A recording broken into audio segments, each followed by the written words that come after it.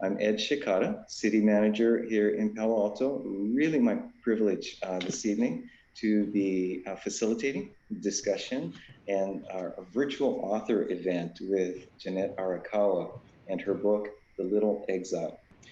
This evening's program is sponsored by Stanford University's Bill Lane Center for the American West, as well as the Palo Alto City Library. So once again, really appreciate everyone joining us this evening and look forward to our discussion. Why don't we go ahead and get started? And I'll lead off by introducing our speaker this evening, Jeanette Arakawa. Jeanette Arakawa was born in San Francisco, California, to immigrants from Japan in the middle of the Great Depression. 9 years later, shortly after Jeanette's 9th birthday, Japan attacked Pearl Harbor. President Roosevelt's Executive Order 9066 ordered everyone of Japanese ancestry to move away from the West Coast, including Jeanette's family. She left San Francisco and joined her grandparents in Stockton, California. 2 months later, persons of Japanese ancestry were forced to move to temporary camps called assembly centers and hastily converted fairgrounds and racetracks until more permanent camps were constructed inland. On Jeanette's 10th birthday, she and her family arrived after a 4-day train ride at a camp in the Mississippi River bottomlands called Rower Relocation Center, built for Japanese Americans and what would be their home for the next 3 years. Shortly before the war ended, carefully screened for potential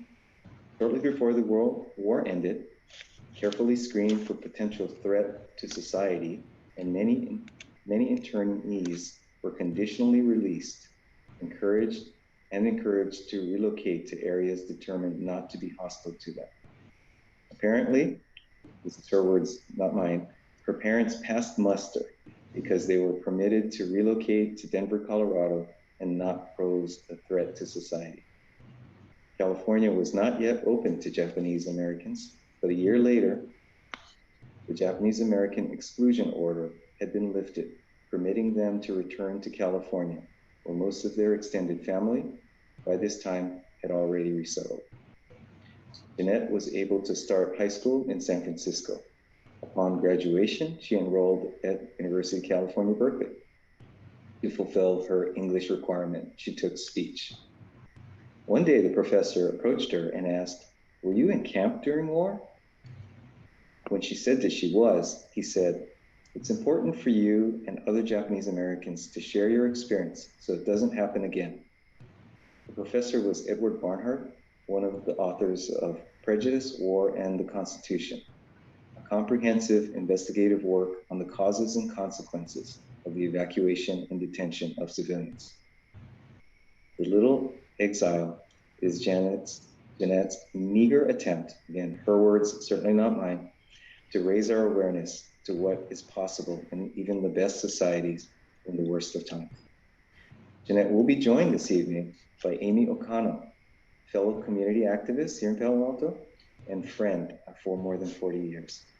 So with that, I'll turn it over to Jeanette Arakawa to please share your story. Good evening, and thank you very much for attending this program, participating, hopefully. Pedaling backwards, then The Little Exile is a chronicle of the first 13 years of my life. The first 8 years of my life, fortunately, I grew up in a neighborhood of immigrant families like we, and it helped to forge my American identity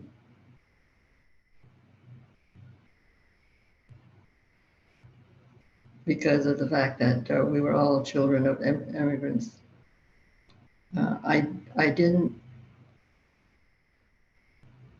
need to look a certain way to be accepted, and in later years, it would be the basis for my work in promoting multicultural representation in our children's textbooks. Then we moved to a neighborhood where we were the only people who were non-white. And at this point, I would like to read passages from my book. Turning to page 39.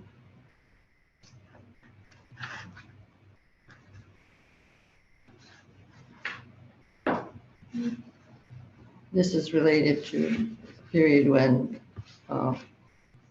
my family had moved to a different neighborhood. My brother Brian and I transferred from Spring Valley in our old neighborhood to Lawton School as soon as we moved in December of 1940. Lawton was newer than Spring Valley and had bungalows for some of the grades. These were temporary buildings that sat on the playground until they could add onto the main building. My class was in a bungalow. Brian's was in the main building. He was in the 5th grade and I was only in the 3rd, so we weren't dismissed at the same time. His school day was 45 minutes longer than mine, and although it hadn't been a problem in Spring Valley, when we started at Lawton, my parents made me walk with Brian to school and wait for him so we could walk home together. I pounded erasers and cleaned the blackboard for Miss O'Brien, my teacher, until Brian was dismissed. After a few days, I decided I would ask permission to walk home by myself. Why do I have to wait for Brian after school? It's not as though I'd get lost walking the 4 blocks straight down Lawton. Okay, why don't we see if that works? Papa said to Mama. Then he turned to me. Be sure you come straight home, though. And if you want to go somewhere to play, come home first and let us know. Okay, I said. After school the next day, the rest of the class was leaving. I waited to speak to Miss O'Brien to tell her I wouldn't have to wait for my brother anymore. Wonderful, Marie. Just be sure you go straight home. I will, I said, and rushed into the cloakroom to gather my things. It was empty. I was the last one out. That's okay, I thought. It isn't as though I needed someone to show me how to get home. I was feeling pretty good about my newfound independence and was trudging up the steep hill that led away from the school when I heard what sounded like chanting. Monkey, monkey, you look like a monkey. I looked around and realized there was no one but me and the chanters. They were chanting at me. They were a group of 6 kids. I turned quickly and continued walking up the hill. I didn't say anything but walked faster. Sticks and stones will break my bones, but names will never hurt me, I thought. Besides, I know what I look like, and I know what monkeys look like. I definitely don't look like a monkey. Stupid kids. You belong in a zoo, a raspy voice bellowed behind me. Who let you out? A strange, creaky voice added. They were getting closer. I walked faster. Then I could hear someone say, she's a Jap, my dad told me. She doesn't belong here. She should go back to Japan. Then it was Jap, go back to Japan. Now that made me angry. What's wrong with these kids? I wondered. This never happened in the Polk District. What a strange place. Is this why Papa and Mama didn't want me to walk home by myself? Actually, we had come very close to not being able to attend Lawton School. When Papa had brought us to Lawton to register, the principal, Miss Baker, stated the school was overcrowded. Your children will have to go to Jefferson School on 19th Avenue, she told my father. But Lawton close to our home and Jefferson far away, crossing 19th Avenue dangerous, Papa said. No makes sense. I don't make the rules, Mr. Richouid. Who makes rules? The superintendent. You ask him then. I can, but I know what the answer is going to be. And what happens to Brian and Marie? Against the law not to be in school. All right, they can stay until we straighten this out, said Miss Baker. But that first day at Lawton, Brian revealed his talent as a poet. As a class assignment, he wrote a clever poem about Lawton. His teacher was so impressed, she posted it in the main corridor so everyone could read it, including Miss Baker. When we got home that afternoon, Papa said that Miss Baker had called to say we could stay at Lawton. There was no doubt in Papa's mind that Brian was responsible for our good fortune. The principal must have thought that because I couldn't speak English very well, that I was stupid. Therefore, she no doubt thought that you children were also stupid. She was probably afraid that you two would require a lot of extra attention. Brian, you showed her. Papa was proud of him. I reached the top of the hill. I turned and looked down at them. Then I shouted, I am an American just like you. I've never been to Japan, so how could I go back? Stupid, stupid kids. Don't they know that Americans don't all look alike and can look like me? They all stopped. Although I was very short, I towered over them from the top of the hill. She can talk, a dark-haired girl with a chalky white face whispered loudly. I'm an American just like you. I was born here. I've never been to Japan, so how could I go back? I shouted again. So which chapter did you say you were born in? Said the skinny boy with straggly brown hair. He laughed and made faces. Yeah, the rest of them chimed in laughing. I wasn't born in any zoo, and I wasn't born in Japan. I was born here, San Francisco. Do you understand? Do you need me to spell it for you? Yeah, spell it, said the skinny one. Sanfrancisco, San Francisco. Did she spell it right? He asked in a whisper to his friend with short blonde hair that stuck up in the back. I think so. Ask her to spell California. Before the skinny one could ask, I shouted, California, California. Then a strange thing happened. Once I started spelling, all the hurtful words seemed to disappear from their feeble minds and were replaced by requests to spell words. Weird. They caught up with me and began spitting out words for me to spell. Fortunately, they were simple words which weren't difficult to spell. Actually, I could have misspelled them, but they probably wouldn't have known the difference. They weren't very smart. Once I started spelling, they must have gotten confused and forgotten they were cheating me. Thank goodness for that. As we continued down Lawton Street, they gradually dropped away like clumps of dirt off a muddy shoe. And each went in their own direction toward home. After what seemed like forever, the last of the idiots, the girl with the chalky face, left. Her parting words were, how do you spell Lawton? And she walked off before I could answer.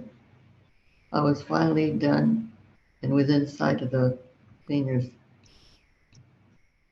I ran down the hill the rest of the way home. How was your walk home? Asked Mama. Fine, I said. I made a few new friends and quickly walked to the back to my room. I didn't want to tell them what had happened. They would make me wait for Brian if I did. I climbed up onto my bed and stretched out. I thought about what had happened and realized how lucky I was to have gotten home safely. It could have gotten ugly if I hadn't started spelling. I could have gotten beaten up. I shook off the chill that suddenly surged through me. From now on, I would be smarter about walking home.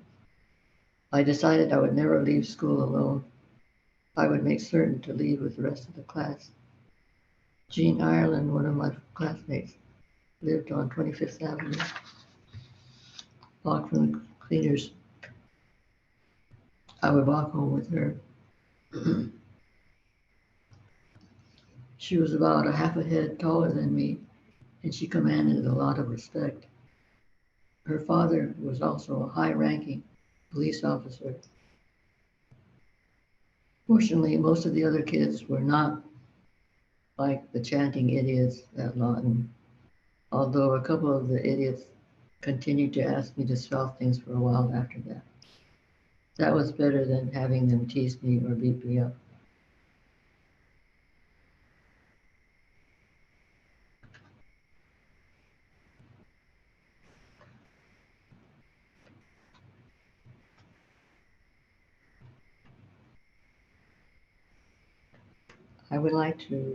There's a couple of other sections of the book that I would like to share with you. And the next one is on page 105.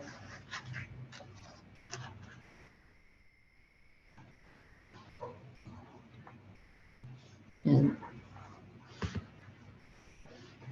this is a section where we have arrived in the assembly center, which was a temporary housing that was arranged for us by the government. And most of these assembly centers were converted racetracks or county fairgrounds. In Stockton, where we were at the time, it was the San Joaquin County Fairgrounds. And this is about my brother Brian and I exploring the camp. Brian and I spent the first couple of days exploring the camp. The top of the grandstand provided us with a bird's eye view of our new surroundings. It was an enormous place built around a racetrack. Some barracks were confined within its circle, others spilled outside its perimeter. But most of the camp was cloaked under cover of trees, so we couldn't really tell what was out there. We decided to find out. We discovered that our boundary was set by a continuous cyclone fence topped with barbed wire. It was a barrier that separated us from the rest of America, as well as the rest of Stockton. Every few yards, there was a guard tower with soldiers, their bayonets glistening in the sun. We walked under the canopy of trees up to the fence to look out. Beyond it was a busy street. Life seemed unchanged for those on the other side.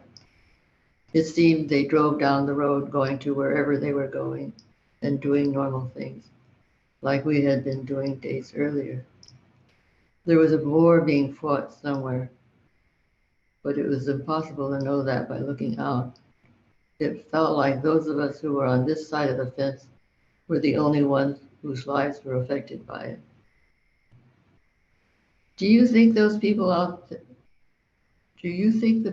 out there notice us? I asked Brian. I wonder what they think we're doing in here, I said. Before Brian could say anything, a deep voice bellowed from somewhere above us.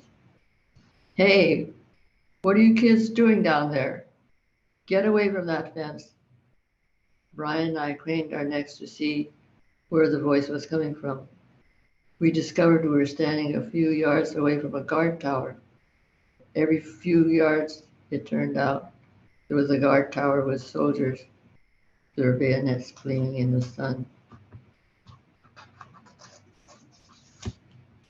Didn't you hear me? Get away from that fence. You kids shouldn't be out here. Brian grabbed my hand and pulled me along as he ran. Come on, Marie, let's get out of here. I stumbled trying to keep up with him. He reached down and pulled me up, and soon we were out of the sight of the guard. I don't know what others think about us, Brian said as he tried to catch his breath. But one thing I know for sure, We may not be wearing clothes with black and white stripes, but we're in prison.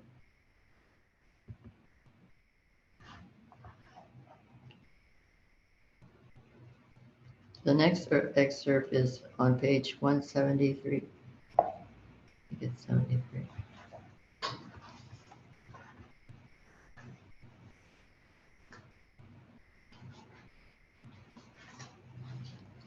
My uncle Robert, the former dental student, volunteered for the army as soon as the government permitted it.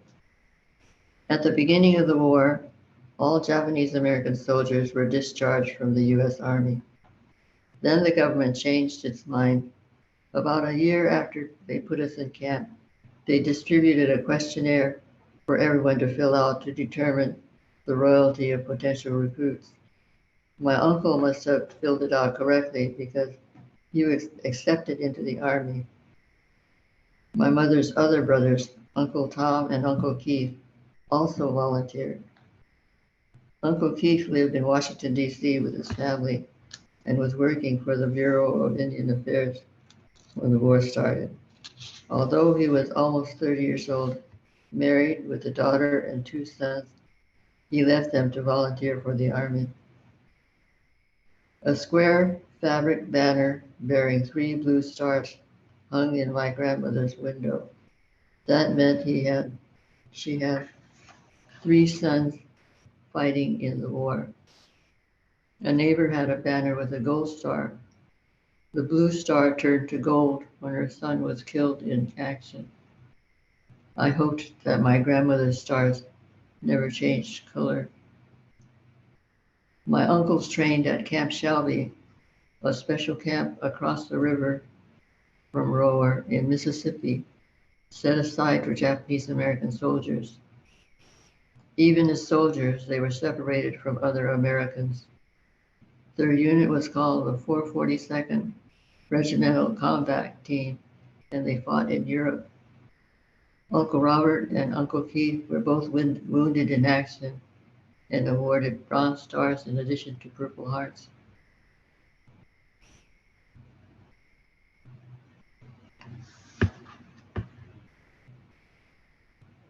And the next section that I like to share with you is page 241.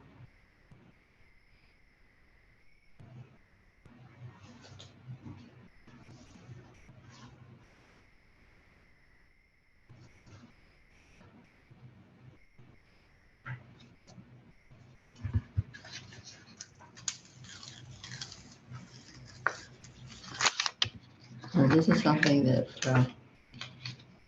I'm sharing with you, which happened on the 50th anniversary of Japan's attack on Pearl Harbor.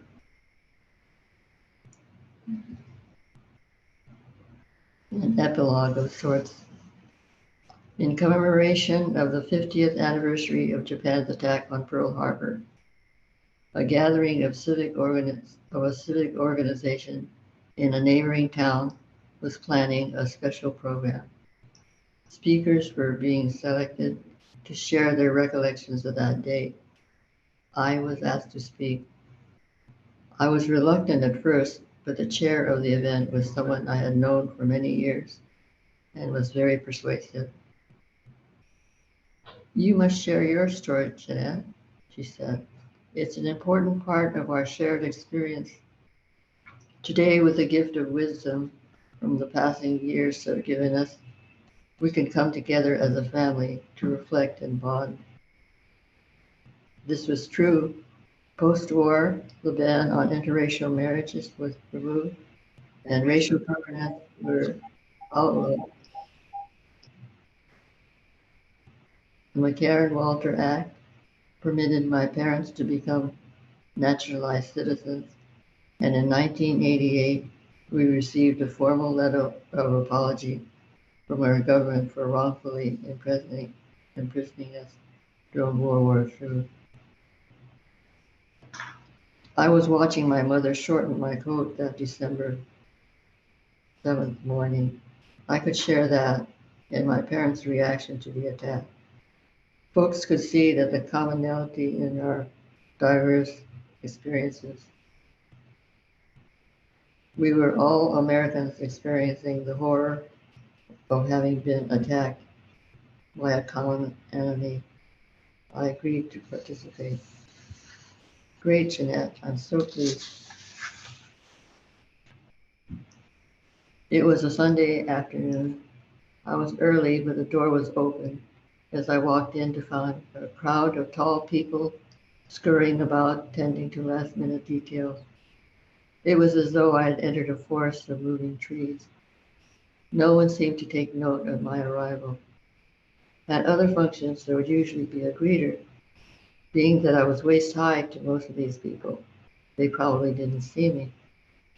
A manzanita among sequoias, I thought. This happens to me often. In restaurants, for example, a host will look past me to seat the person at his eye level. It wasn't too long, though, that I would interpret seeming slights as racially motivated. But I had since outgrown such paranoia. My friend was nowhere in sight. As the chair of the event, it was understandable that she would be occupied elsewhere. No matter, I'll just look around on my own. To my right was a table with neatly arranged handouts, mostly recruitment material for the organization. There were about 50 chairs set up in the middle of the room. I decided to take a seat near the front.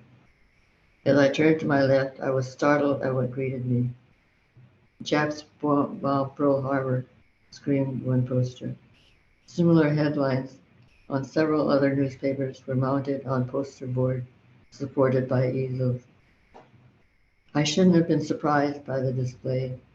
After all, this was an event to commemorate the day, but the headlines aroused a deep feeling of distress and humiliation that I thought was gone. I felt like I was caught naked in the spotlight of shame. The rush of childhood memories was released into my consciousness with a feeling of overwhelming degradation.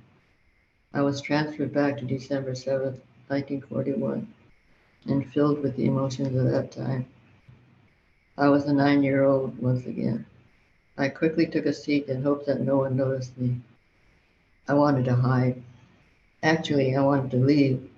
I felt like an intruder at a family gathering, like the murderer at the wake of a victim. I definitely didn't feel like a member of the family. On the other hand, I was an invited guest who had accepted an invitation. My deep-rooted sense of obligation, no matter how misguided, tugged against my impulse to remove myself from what I now perceived a hostile environment. My impulse to leave began to prevail. I decided on an escape route and was about to get up when a young woman approached me. They aren't ignoring me, I thought. I was wrong. A welcomer at last. Is the seat taken? She asked. I was sitting in an empty one. No, it isn't. Do you mind if I sit here? Of course not. Are you a member here? No, I'm not. Are you? My heart sank. She was not a member either, but as she spoke, her warmth and kindness helped me to relax.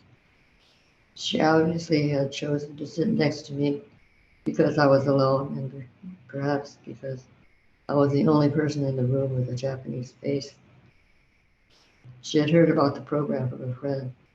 She lived in the neighborhood and had young children.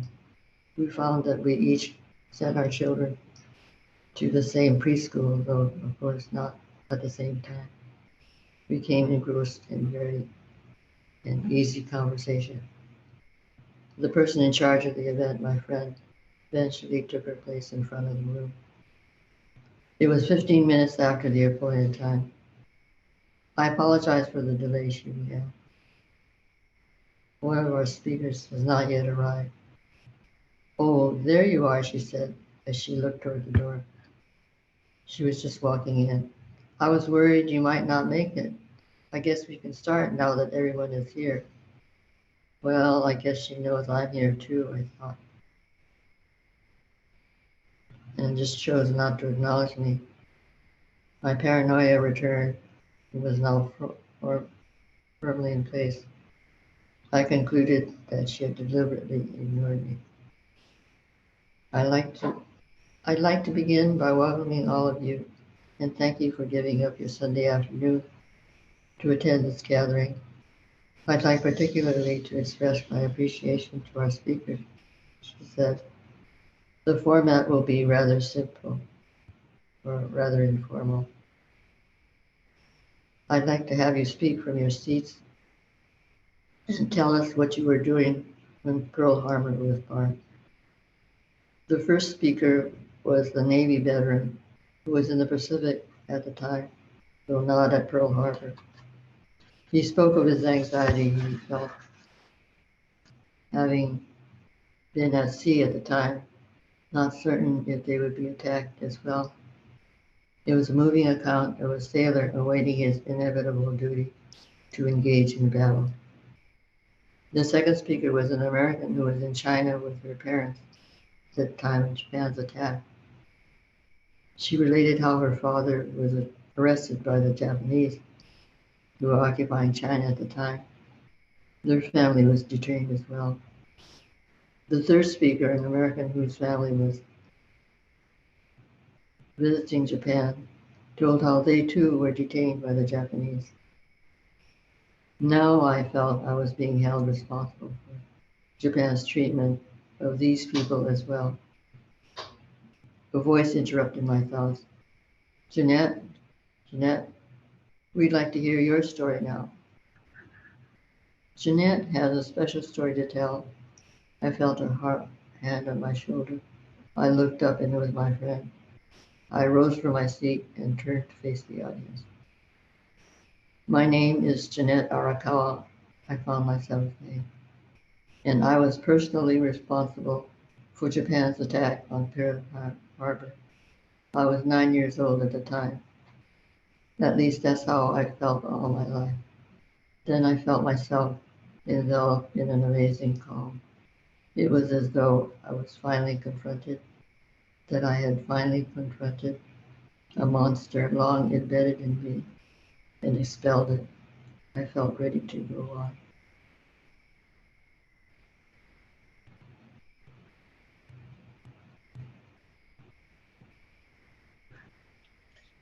Jeanette has asked me to read the letter that was received from President Bill Clinton on October 1st, 1993. Over 50 years ago, the United States government unjustly interned, evacuated, or relocated you and many other Japanese Americans. Today, on behalf of your fellow Americans, I offer a sincere apology to you for the actions that unfairly denied Japanese Americans and their families fundamental liberties during World War II. In passing the Civil Liberties Act of 1988, we acknowledged the wrongs of the past and offered redress to those who endured such grave injustice. In retrospect, we understand that the nation's actions were rooted deeply in racial prejudice, wartime hysteria, and a lack of political leadership. We must learn from the past and dedicate ourselves as a nation to renewing the spirit of equality and our love of freedom. Together, we can guarantee a future with liberty and justice for all. You and your family have my best wishes for the future. Signed, Bill Clinton.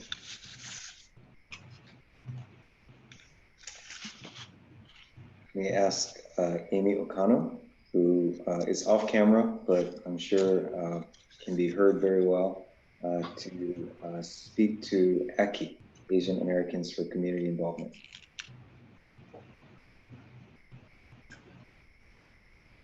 Thanks to representatives of Asian Americans for Community Involvement, known to many as ACI, who knew of Jeanette's book, The Little Exile, and thus suggested Jeanette be speaker tonight, highlighting May as Asian American Pacific Islander Heritage Month. When Jeanette first mentioned this ACI connection, It brought back memories of our initial involvement with Alan C., who was such a visionary leader. Early on, he foresaw the need for organized support services for Cambodian immigrants as refugees began arriving in great numbers on American shores. With American service providers not speaking Cambodian, Alan advocated for and described the urgent need to provide services for these newly arriving refugees.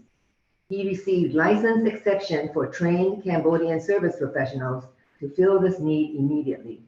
He envisioned a need for education and advocacy for services to Asians, Asian Americans, and beyond.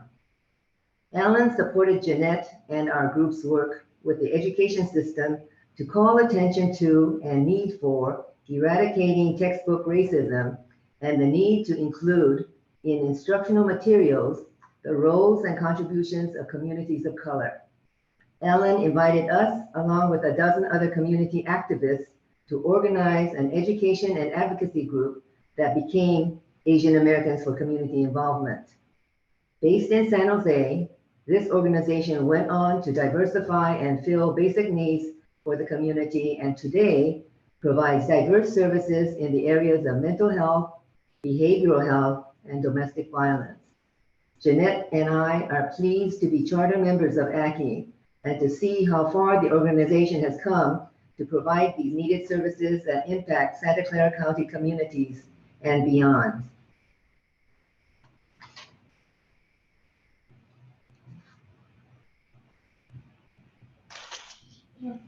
And I will add for the into the chat the website for ACCI. So if those who would like to find out more information about Asian Americans for Community Involvement, you can look at that website. And in fact, I'll take you directly to their donate website that if you'd like to support their mission, you're able to make a contribution. All right, well, perhaps we can now move into some questions. And so I'd invite members of our audience who, by the way, number about 100, and invite members of the audience to put in any questions that you'd like to pose to Jeanette. Let me lead off though, with a couple of questions of my own. Jeanette, thank you so much for sharing the excerpts from your story. It really is extraordinary and extraordinarily moving.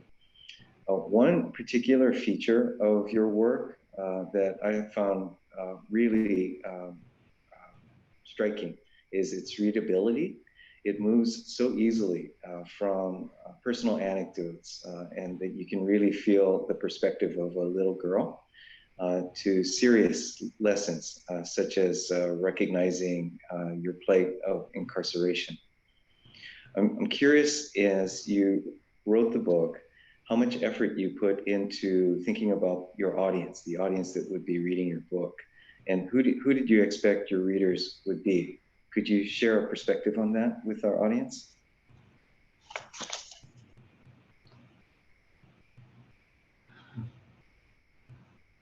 It's always been my desire to inform my peers that that I was no different from they. I guess it would date back to when I was teased at Lawton because they did not recognize that I was an American. And so actually, the book came too late for my peers. But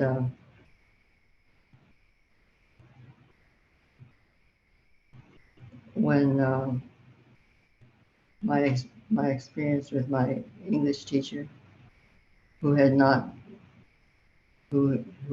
learned about the evacuation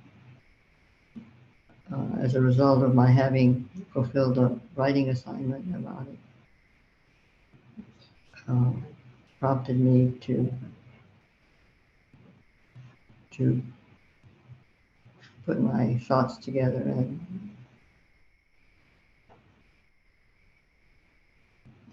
and the book itself was about 2 years in the making. And I was ready to abandon it until I asked Satsuki to read it for me, and she said, by all means, publish it. And she gave me the name of the publisher, Stonebridge Press, and they were kind enough to publish it. And were it not for, so basically, were it not for my English instructor and Satsuki and the publisher, the book would not exist today.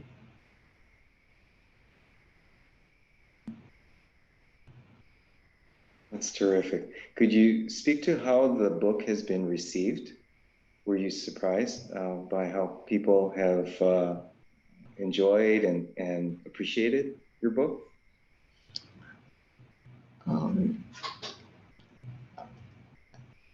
I think one of the joys in life is having people read something that you've written or painted a picture, and have other people accept it. And in the case of my book, I'm so grateful to the people who've taken the time to review it and actually put their names to it.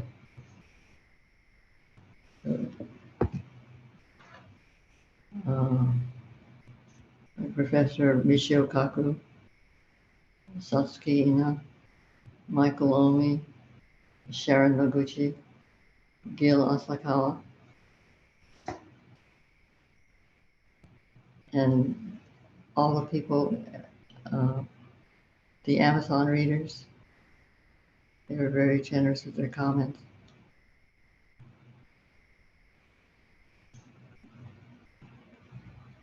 That's great. You look at the Amazon reader comments. I'd like to check that rating. I need to look that up after we're done here tonight. I'm sure it's, again, very well received.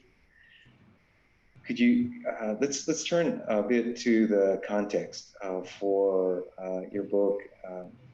Made some reference to Buddhist teachings in the book itself, in Jodo Shinshu, as those of us familiar know it well. Could you reflect on how this influenced your book and, for example, having clergy being among the first to be imprisoned? How did that influence both your writing as well as your perspective on this experience?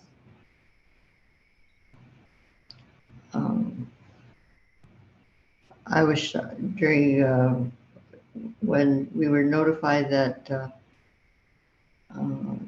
Japan had bombed Pearl Harbor, and the news was spreading throughout the community.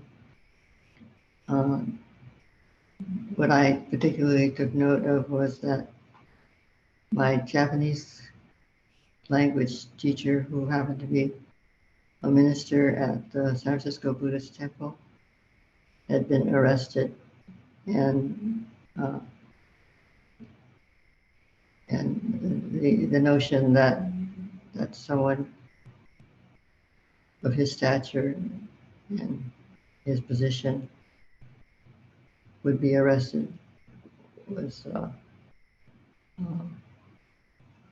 distressing to me as a 9-year-old at that time.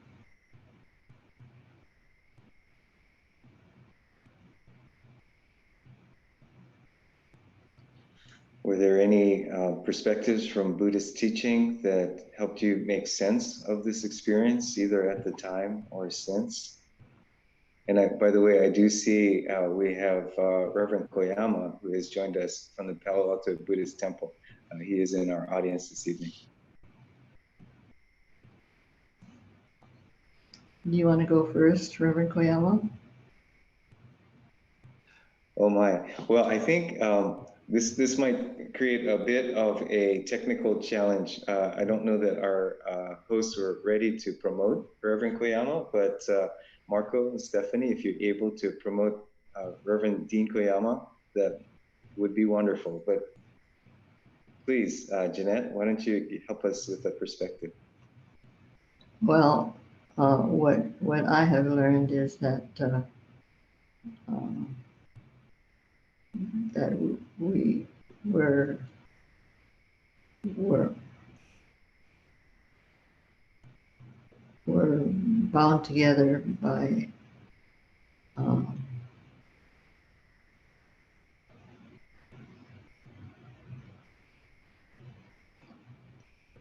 there's a uh,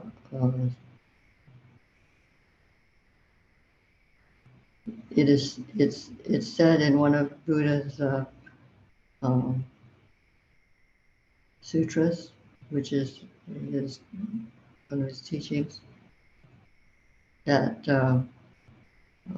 in Buddhist mythology there was a god, Amida Buddha, and he wanted to attain the highest uh, ranking as a Buddha, but uh, he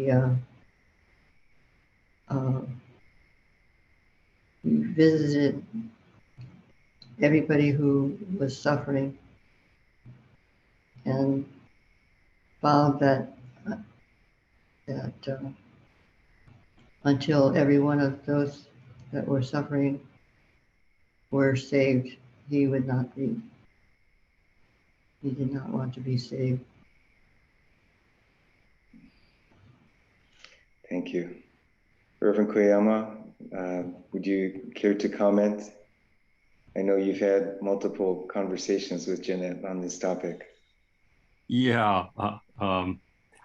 So once again, what was the question? Well, really, I lost my train of thought here. Sure, I know, putting you on the spot here, but I suspect you're used to it.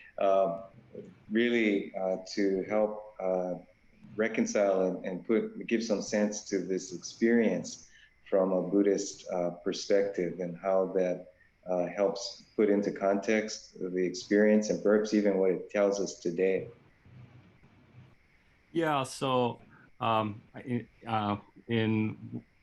one of my conversations that I had with Jeanette centered upon one of the writing or the teachings of the Buddha. And as Jeanette was explaining, you know, our sect of Buddhism focuses upon Amida Buddha. And it said that in this one particular passage that she found meaningful, there is a passage talking about that in the land of Amida Buddha, there are these crystal clear ponds, and all these ponds are lined with the various kinds of jewels, and in each pond grow lotus blossoms, lotus flowers. And the red colored lotus gives off red light, the blue colored lotus gives off blue light, the white colored lotus gives off white light, and you know, etc. And what Jeanette explained to me that was meaningful about this particular passage was that it talks about accepting people, accepting everyone just as they are, not as how we would want them to be, you know, so without any discrimination, just to be able to accept people or things just as they are. You know, they may look different. They might be, you know, different sizes, but it doesn't matter. So everyone has a place in the world, and it shouldn't matter what they look like or where they come from. And for me, when she mentioned that, you know, that was part of her reason for wanting to write this book and talk about her experiences that happened to the Japanese American community, you know, solely based upon what they look like, or perhaps where their ancestry came from. And so I think that she was able to accomplish that achievement. So I hope that helps. Absolutely. Thank you very much, Reverend Koyama. Jeanette, anything you care to add on that point? Thank you very much, Reverend Koyama. Of course. Very good. Well, let's see. Perhaps we could speak just for a moment about your life since this book has been published. It has been just a few years, but I'm curious if, looking back, now that the book has been completed, here we are in 2021 during a period of concern about violence in general, certainly with local events, very concerning. And then over the past few months, issues of Asian American Pacific Islander hate crimes, and a variety of concerns. Have this, the current context of what's happening in the world affected you as an author and an Asian American, and any perspective you'd like to share on how that relates to your experiences and stories you'd like to share? I think that we should think of, we should recognize the connection that we have, person to person, human being to human being, and that to the extent that we not categorize people according to culture, or if there's violence against Black people, then it's violence against me, and it's not. We should think of each other as fellow human beings rather by centering on just separate cultural groups. Yes, thank you very much. Also thinking in terms of other events since the publishing of your book, are there any other recent stories you'd like to share that also reinforce that perspective? What? Fred Yamamoto. Oh, Fred Yamamoto. Sure, if you'd like to touch on that. Why don't I have Amy speak to that? Sure. This continuing mix-up of Asian Americans with root culture, Asian people, came to light when there was a naming of the school here in Palo Alto to change middle school names. And one of the names suggested was Fred Yamamoto, because he was a war hero and a student at Pali High School and did very well in every way until he got killed during World War II. And yet, because there was a community of people here who associated that name with what happened in their root culture, for the name Yamamoto, as a Japan's was it admiral, who was anathema to China. And they did not want the name to be used in a school that their children would go to. So as a consequence, the discussion came to point at a school board meeting, and afterwards it was decided that the name of Fred Yamamoto for a school, even though he was an American and a war hero at that, the name was too hot, I guess, for a certain portion of our community, and therefore the name was not considered anymore, and instead decided on Green as the school to be named after.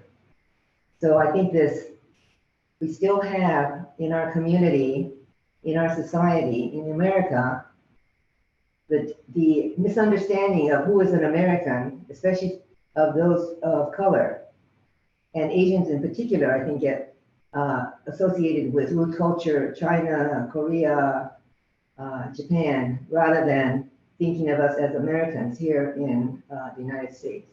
So I think it behooves all of us who are Americans to keep telling the story as Jeanette did when she was trying to tell the ruffians who were trying to stop her on the way home and calling her names, that she told them that she was an American.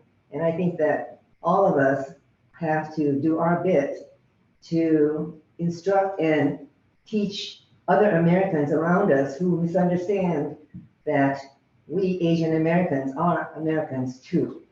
And I think many times we don't take advantage of making that distinction and educate people who we have as neighbors, friends, co-workers, etc. So I think that we all need to be aware of every opportunity to educate others as to who is an American, those who are born here or naturalized, and that we can't assume that just because we look different, we are not Americans. Thank you very much. Such a powerful lesson. Thank you, Amy. Thank you, Jeanette, for that. I think we are almost to the point of closing our session here this evening. And I see we have one question that is on a lighter note, but I'd like to ask it to see what reaction it might generate from Jeanette. And it relates to your coat that you liked so much in your story.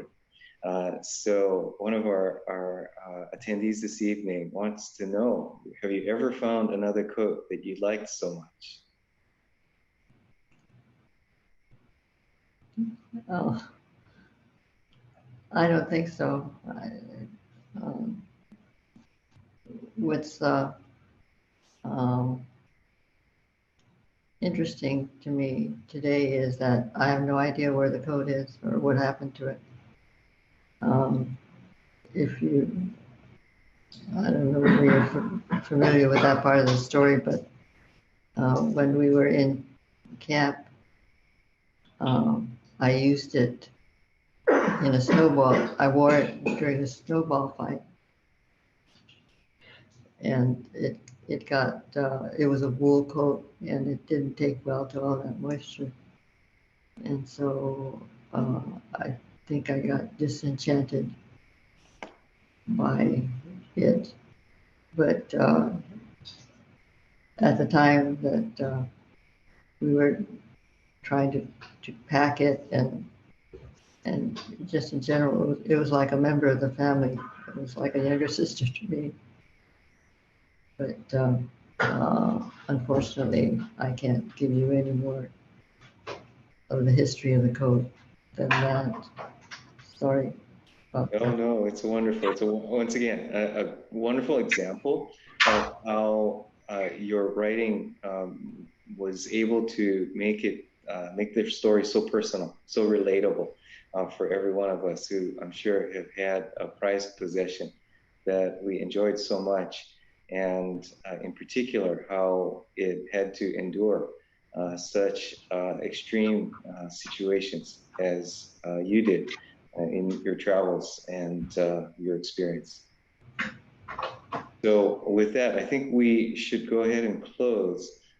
Jeanette, are there any final thoughts you'd like to share with our audience this evening? This has really been extraordinary to hear you share your stories. I'd like to thank you for the opportunity to appear and to speak to my book, which and I appreciate that you found merit to what I've done, and it's clear that Amy is the brains, and you are a superb, besides being city manager of Palo Alto City. Amy and I were talking about you today, and the questions that you had formulated, and we think that in another life you were a history teacher, or were you? Or were you in the field of education before you? Hardly, although actually my dad was. So I will admit to that, although I'm not sure that I learned anything from him. But Well, you learned a great deal. You'd had this full, but I appreciate your respect and all your efforts. I don't know. Towards, I just happened to be a person who was in camp and happened to retain the memory. This is something that maybe I should share, is that my memory works pictorially. So I don't remember words as well as I do pictures. And so my brain is constantly running video transmitted. It's terrific. And in answer to one of your questions about whether I have used other sources for my story, everything that happened in the book happened to me. It's amazing, amazing. Well, and we are all fortunate that you were blessed with the memory that you have and your ability to translate that into the written word. And as you say, you're simply someone in camp, hardly. We are all tremendously benefited by your gifts.